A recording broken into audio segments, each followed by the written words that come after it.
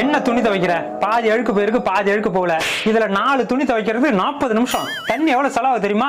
வந்த பூசுல நல்லா தானே இருந்த, இப்ப என்ன கேடு? தெரு ஃபுல்லா உன்னை பத்தி தான் பேசிட்டு இருக்காங்க. இதுக்கப்புறம் நீ கரெக்டா இல்ல, இந்த வீட்டுல உனக்கு இடம் கிடையாது.